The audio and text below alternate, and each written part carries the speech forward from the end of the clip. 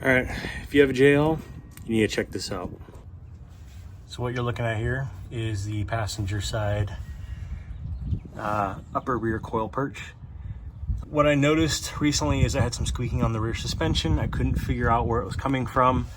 And after I found that both sides, the driver and the passenger side perches, had started tearing off the frame. The welds were failing, both here as well as up there.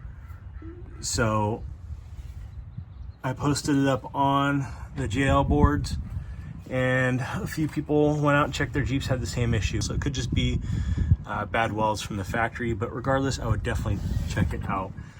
Ricky and his crew over at G-Force Off-Road, they fixed it by putting a fresh bead on there and gusseting the corner with this extra piece here, and he said that that should fix the issue. So get underneath there, check it out. Maybe it's not an issue for you, but if it is, you're definitely going to know, because if that fails at the inopportune moment, which is usually when something like that will, it could leave you in a pretty hairy spot. Yeah, get underneath there and check it out.